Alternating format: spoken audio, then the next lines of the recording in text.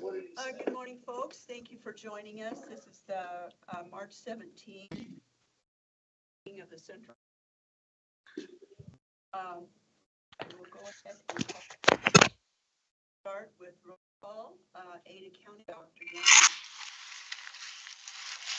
Dr. Cole, Raul Labrador.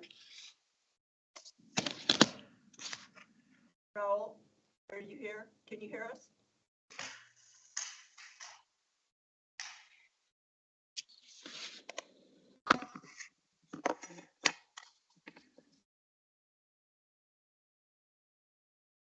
Can you hear us now, Raul?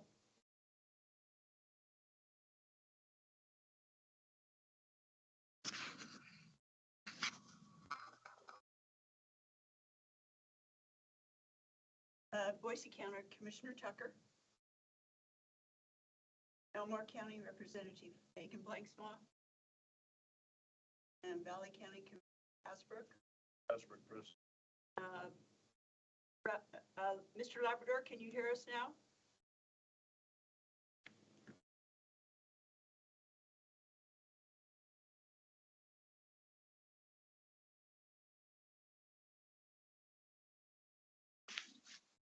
Going to proceed. Mr. Labrador is having some audio difficulties. So we do have a quorum present. Proceeding with, can you hear me now? Hello, can you hear me? Yes, thank you.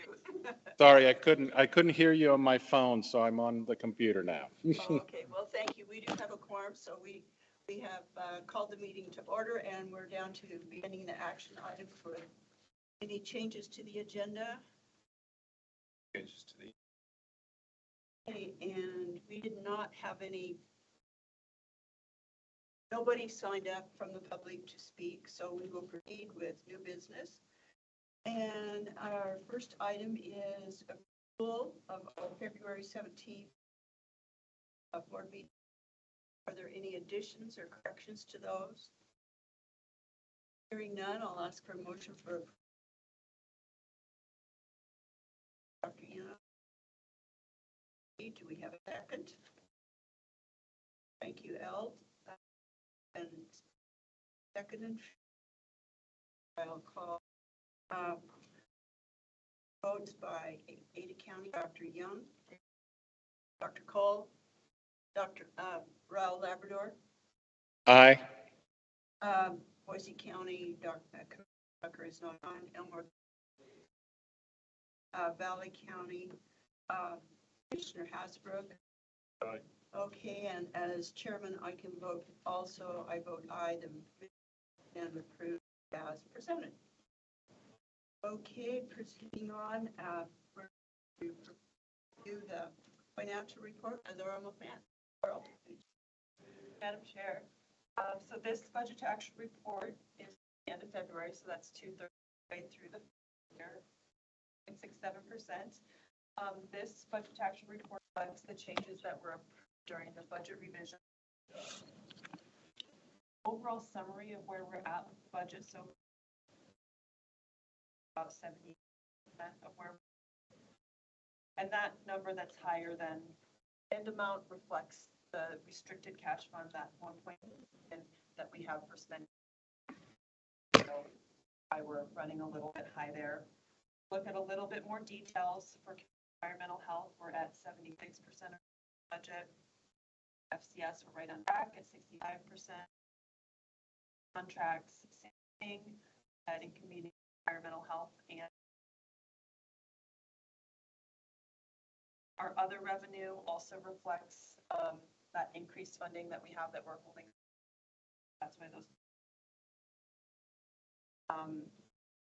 And that brings us to the restricted cash advance and that county, the offset that we discussed last month as well. Looking at our expenditure, reflecting the change budget revision on track, 60%. Operating is under, that fluctuate throughout the fiscal year, so comfortable spot on operating. Our capital expenditure, lower planned, are still anticipating bathroom remodel. That would show up. If the invoices, which is yet to be determined, and our benefits is about where we plan to be overall for expense, about 58%, 9% below where we relatively. Looking at page 2, we have our comparison of the last couple. And I think when you look at the fees that we're paying, be consistent with where we've been the last couple of years. We did come slightly under our fees compared to last year in both environmental health and family. Environmental health, we still have fees been strong, ahead of where we were both of the last 2 years. And services, you know, one thing there, our child dental clinic is being really consistent compared to where we were last year, but that has come back up a lot from our a lot from what we getting in fees during COVID. So that's one program able to really found last couple of years, and it's made where we see the big change in our incoming revenues is contracts, and that's in both environmental health and family and clinic services. As Bailey pointed out last month, that has to do with grants coming in through our grant writer. That also reflects our opioid funding and our ARPA funding. So a little bit of a shift there. Fees are staying pretty consistent, but our contracts funding continues to go up year over year. And during COVID, when it went up so significantly, we weren't sure that that would to increase at that rate, but it seems now that we're not getting quite the influx. And then looking at personnel, as we mentioned on page 1, we're just slightly under, but really close to planned amounts for personnel costs. Operating costs are under, but we still have that one big project planned. C&B costs are also under, but we anticipate having more of those through the end of the year. And our capital outlay is also under planned. Then finally, looking at the last page here, we did not have any changes to our special projects for carryover designation during the budget revision. So those numbers have stayed pretty consistent. For the completion of the Boise office remodel, we are almost completely done. There were a few mistakes in furniture and things like that that we're still wrapping up, some trim that had to be put back up. So maybe 1 or 2 more small invoices, but the number you see there, the 92,000 that we've expended to date is pretty close to the total amount that we expect on that project. We have not yet started the environmental health system upgrade. We do have planned for that. As I mentioned last month, we'll be going out to bid for a contractor to do part of that work within the next couple of months, and we anticipate having that contract in place before the end of the fiscal year. I don't know that we'll see any invoices coming in on it before the end of the year, but we have a solid plan for what we intend to do and what's going to bid out and what will be by our staff. Employee retention, no change to that. That was distributed in December of 22, so that will consistent on there. No changes to that over the next couple of months. And then just overall cash balance at month end minus the reserve funds leaves us balance of undesignated balance of just over $4 million. All in a very comfortable spot there, and no changes to no other changes to the reserve funds.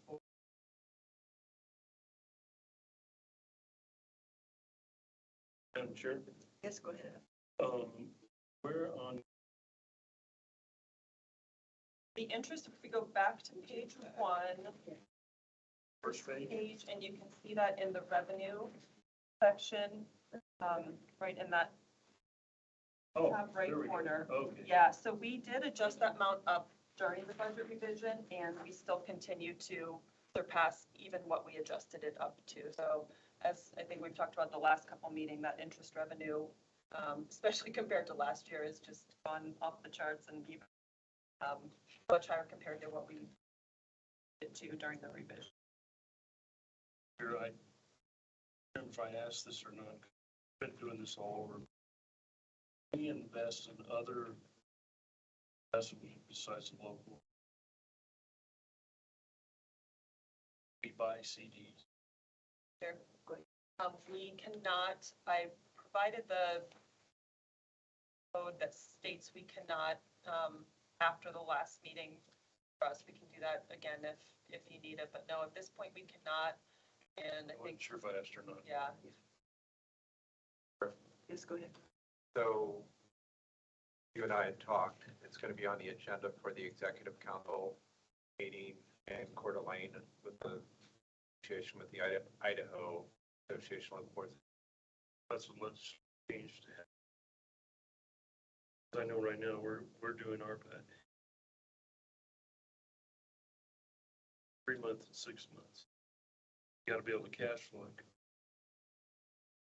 And that's making serious, but right now, Yeah, I'm seeing 5.1. we need to talk with that and go. Yeah, it'll be on the agenda. Yes, depending on how that conversation goes. End up being discussed at the full association business meeting. Are we seeing leveling off staff? yes, we are definitely seeing leveling off of staff changes. Our turnover rate has gone down. I don't have an updated number. I can provide that before the. Is that? That does conclude my report. Thank you. Okay, thank you. Moving on, budget guidance, completion plan.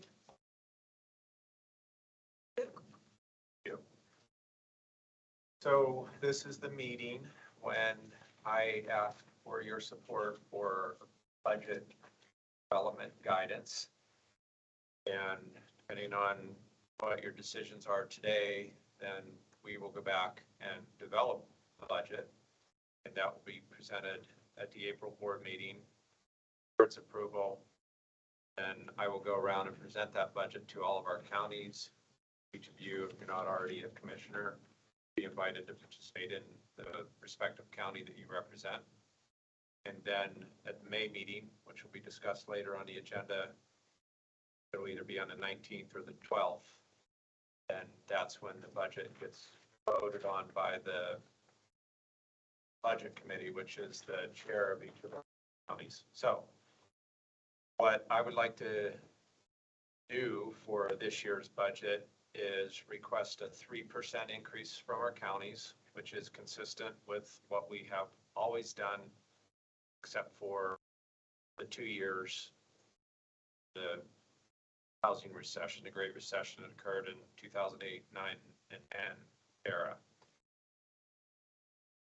In addition to the 3% increase from our counties, what that will include basically is a 3% cost of living for our employees, plus a 2% merit-based increase. So we have shifted our performance evaluations from what used to be 3 passing levels to 2. So it's either achieves or high performer. So with the I just described, high performers will get an additional 2%. Everybody will get 3%. High performers will get an additional 2%.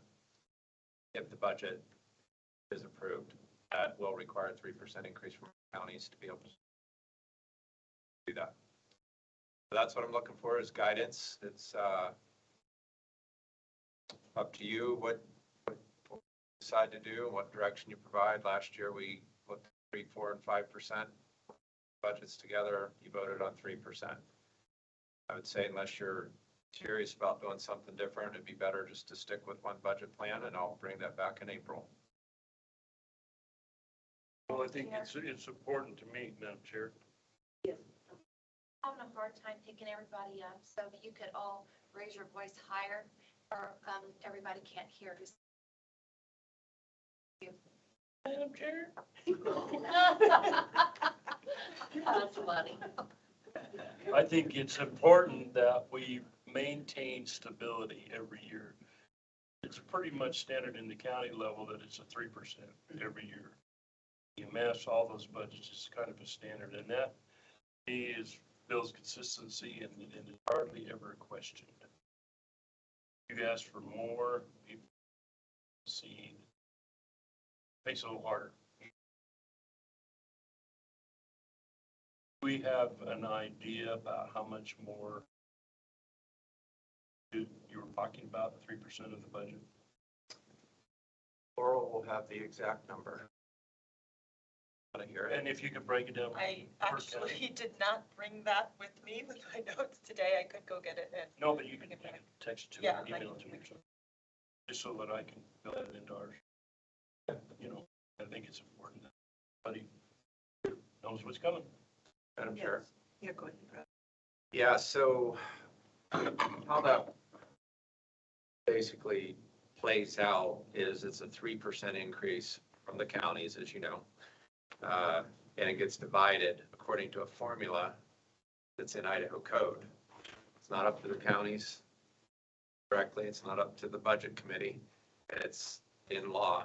So it required legislative change if there was a distribution formula change. So it depends on how the population has grown in each county relative to the other counties and tax assessed value growth relative to the other counties. So what we can give you is here's what the 3% will do overall, but we won't know till the April meeting because we're using April 1st data to determine those two variables. Does that make sense? I mean, we could use last year's numbers if you wanted a rough estimate, but you would get an accurate estimate in April of what each county would have to pay. And it did go up because of the shift with House Bill 316, taking what used to be the state contribution, and that's now the county's responsibility. But the good thing is, last year we were in transition, so it was a little, I don't know if you call it awkward, but it wasn't as crystal clear this year. Going into this fiscal year, 100% will be coming from the county, 0 will be coming from the state. So it's, I guess I would call it cleaner moving forward and more consistent as far as budget planning for the counties. And I can tell you from the county's perspective, of course, we don't have indigent anymore, although we still have a little bit of indigent to deal with smaller issues, but that's been a big load off our staff because we don't need those indigent folks anymore. And so that was the trade-off due to the Medicaid expansion and all that stuff, so. Yes, go ahead, Is Jane. there a way to know the percent increase that each county is looking at for their own budgets when we're looking at what we're asking for? Does that make sense? Well, like in our case, we usually go up 3% every year, just kind of automatic. If it's the same for all the counties, then we're, I don't know about Boise County. just, for me, it would add perspective for how they're gonna react to what we're asking for. If they're doing something similar or not, so understanding where they're coming from. Madam Chair? Yes, go ahead, Russ. Yeah, we could, we're not, obviously, Central District Health and the staff here, we're not involved in what they determine. We provide them well in advance what their contribution to Central District Health would be. That would occur right after the May board meeting. They're notified. And you guys, I don't know when you set your budgets, but they start October 1st. We'll have our budget hearing on August 27th. So they'll have a couple months knowing what they're going to have to contribute to CDH as they're developing their budgets. But in our case, I think ours is around 94,000 or something a year. So it's just times 3%, we just budget for that. Yeah. Madam Chair, Yes, Donna. Bailey texted me and said that the increase from last year for all 4 counties jointly would be $155,865. Is that what you were asking, El? Say that again, 155, 8, It's 115,865. 115,000? 155,865. That's the increase. That's the increase overall. Okay. So will that amount of income generated cover a 3% raise in your 2% here? Madam Chair, Yeah, go ahead, Russ. that won't cover that, but the county share is about 30 to 35% of our overall budget. So where we get the balance that would be needed is a lot of our staff, in fact, the majority of our staff would be covered by things like fee revenue and sub-grants. So we'll budget for the increase across those other funding streams. So when we put this together, what I'm proposing to you today, if Bailey were sitting here, she would say, that'll work. As far as the revenues, 3% from the counties, and looking at across all of our other funding streams, this is what we can do if we get to 3% increase from the counties. If we get something less than that, then we'd have to, likely that would come out of the personnel budget, because that's what we're looking to increase. Everything else is budgeted, right? You get a sub-grant, it tells you what you must do. There's certain costs, operating costs, T&B costs associated with that. Well, and that's why my earlier question about the interest income, because that interest right now, what was it, 100 and some thousand is almost going to meet that 16. increase. So it's, to me, that's an important number to watch, but I feel like, at least on a county level, that's kind of my emergency money, that interest income. And that was my next question is, are we going to get more ARPA dollars this next year? Madam Chair? Go ahead, Russ. Yes, we will continue to receive ARPA funds. We received ARPA funds from only Ada County, not the other counties. That was money that was allocated to the counties.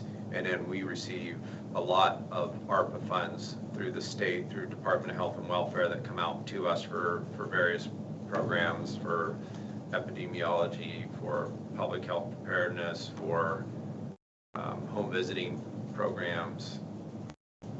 Madam Chair. Yes, go ahead. And then also, we're going to get more opioid funds, correct? Yes. And I know some of the counties, it was the opioid funds went to the health districts, and in our case, V Corp and all that kind of stuff. And we had a V Corp meeting here a week or two ago, and I was very proud of the number of Central District Health folks in that process, in that whole group, and just wanted to relay that message that we're getting a lot of great support from you guys up there, so we appreciate that. Great. Yeah.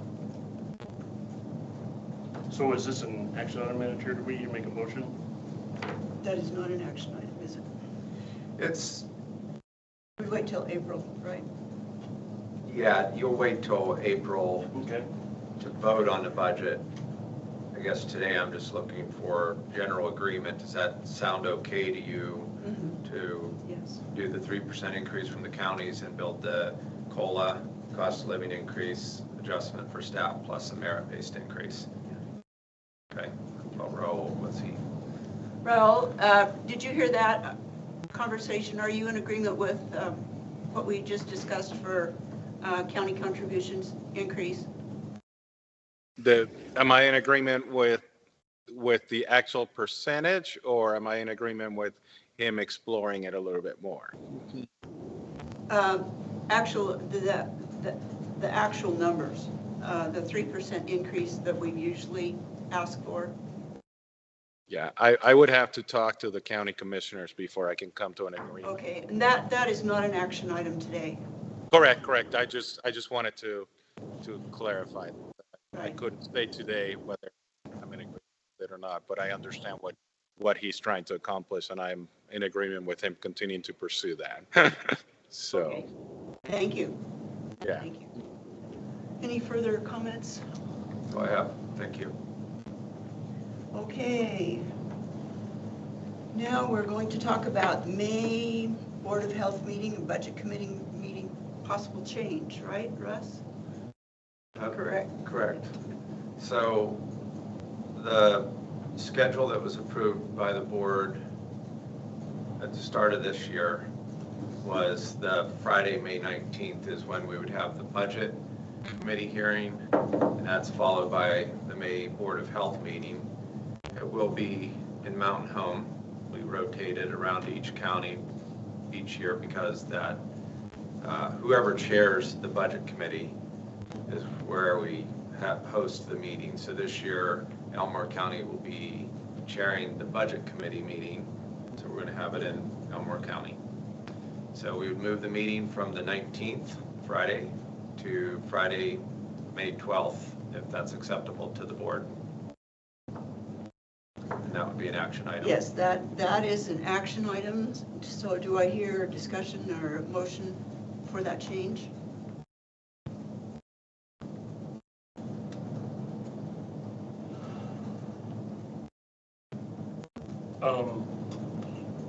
Before I make the motion, what time is that meeting scheduled in Elmore County? 10 a.m. 10. So I'll make the motion that we move the budget hearing, the Board of Health meeting to May 12th. Okay, thank you, Al. Second. Okay, the motion has been made and seconded that we move that budget hearing date to the 12th of May instead of the 19th. I'll call for a vote by county, starting with Dr. Young. Jane Young, aye. Dr. Cole's not on. Raul Labrador. Aye. Boise County's not on. Elmore County's not on. Valley County, Commissioner Hasbrook. Commissioner Hasbrook, aye. And as chairman representing Elmore County, I vote aye, and that motion passes. We will meet on May 12th in Mountain Home At 10 a.m. at 10 a.m. Okay. Elt, you want to tell us about the executive council? Actually, the last time we met, it was about, I don't know, 8 minutes, 10-minute meeting. Wasn't really much accomplished. There was some discussion about the bill that Russ was talking to earlier about dissolving the districts. I'm trying to think what else we talked about. There wasn't really much. I guess the only other thing is we're going to meet again, of course, up in Coeur d'Alene in June, and I need everybody's proxies. So please don't forget to send in your proxy if you're not going to attend. And the last I saw, the 3 of us are going. Okay, You correct. can go.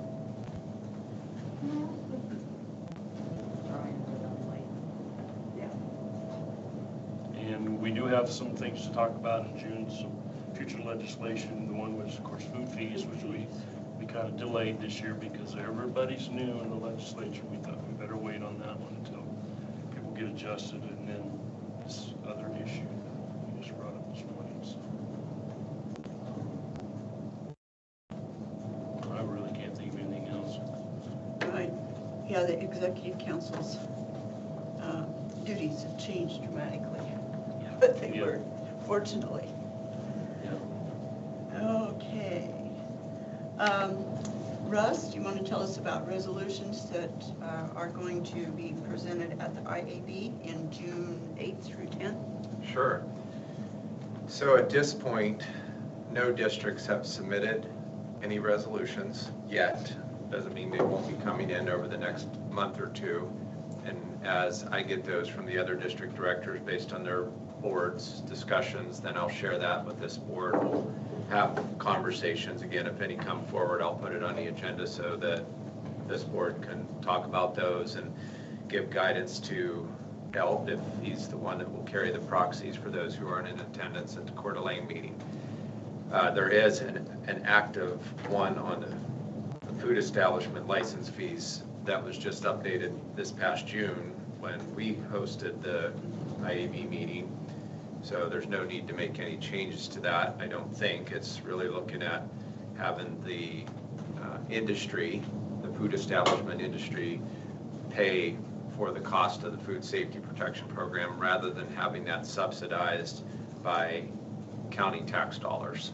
It used to be county and state and industry.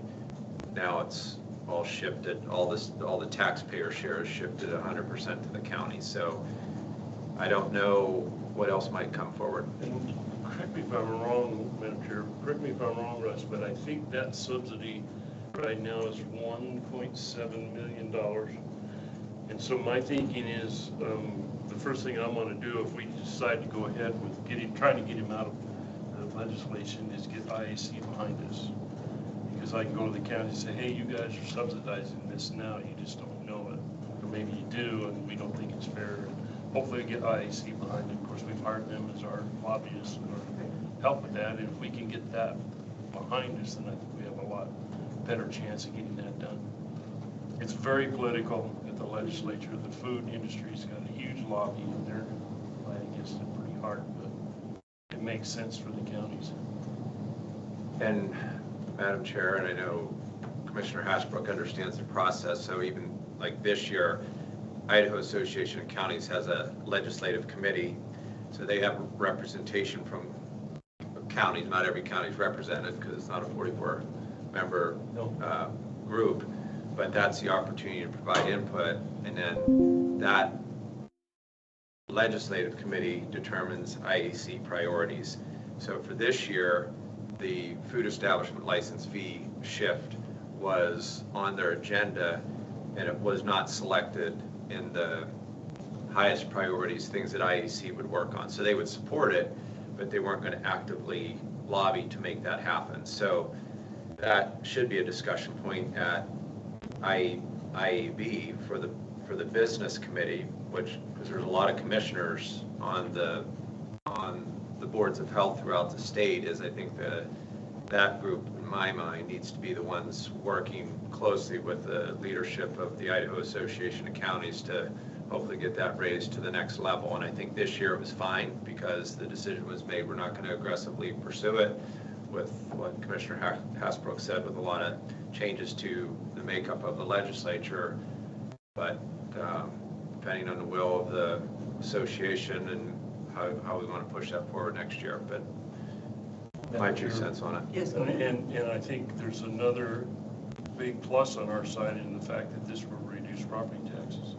Because right now it's a general fund direct subsidy to the food industry to pay those fees.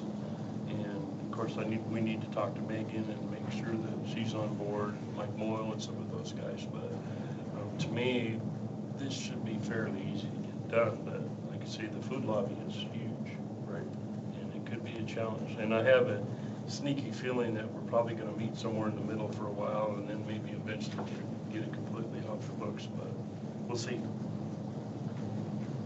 So, this is really an opportunity. I don't have anything in particular that I would suggest we work on, but if there's topics that this board is interested in, the whole resolution process is all about setting, like, here's what's going on in the communities, and you do that through whereas statements, like vaping is, how many % of youth vape, and then you go into a resolution statement, therefore be it resolved, this is what we want to do. And generally those are policy statements. We would like to see an increase in tax, or we'd like to change the food establishment license fees. So if there's any public health topics that you're interested in,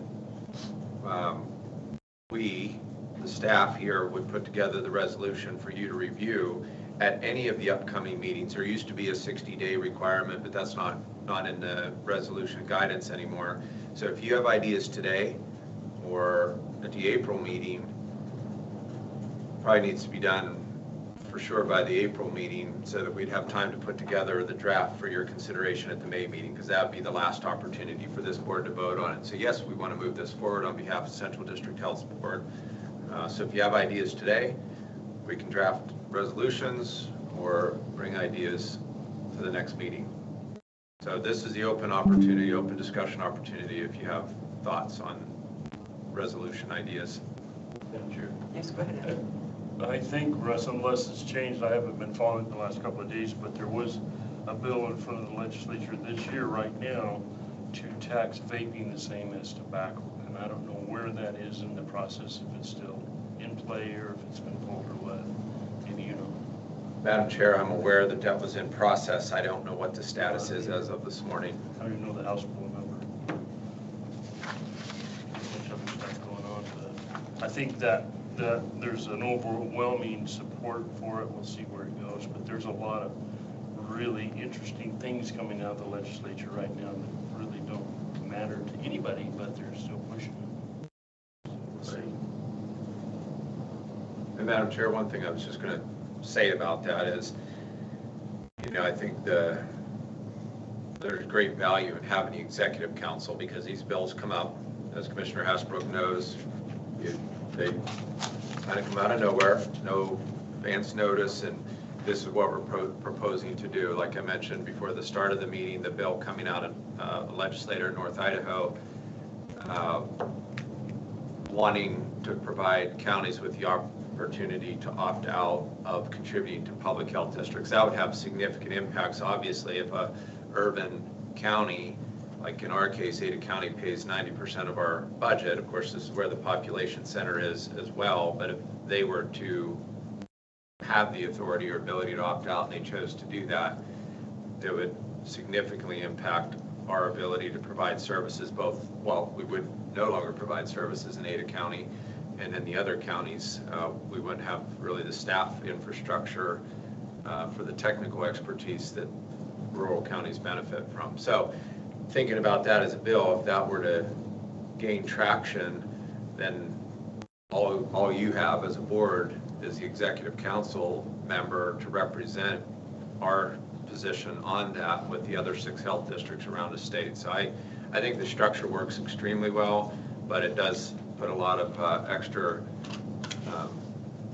call it burden, but Health would be then responsible for representing this board. And it's tough to get feedback, right? Because we meet every month in the spring, but at the pace at which these bills come forward, a bill could be introduced in between board meetings and maybe make it all the way through and pass by the time we meet again. So I think it works well. I don't know, besides the resolution discussion that we're having, if there's other ideas on that, I think some of these bills have significant consequences to local public health if they were to get out of the legislature and on the governor's desk. Madam Chair, and to kind of add to your thoughts on this, there's probably 2, maybe 3 counties in Idaho that are, not to sound rude, but are poor. They don't have a lot of population. They don't have hardly any programs. They're mostly federally owned. And so those counties right now are really getting pinched down on the income they can generate for services. And that may be why this is maybe coming out of North Idaho. Is one of those counties that said we can't afford to do this.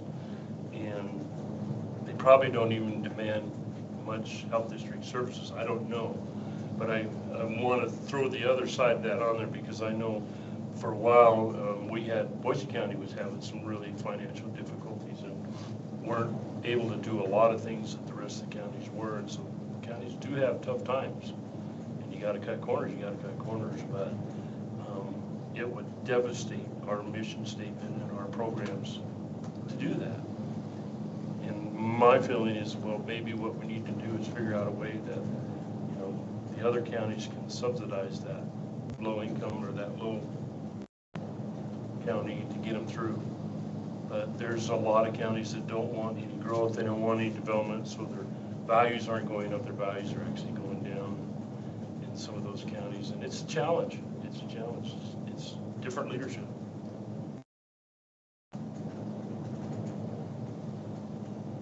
Any thoughts on resolutions, topics?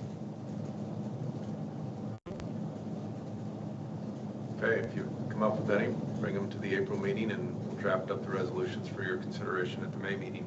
Yeah, well, hopefully the food fee thing will advance to some better legislation in the future. That's been a concern for a long time.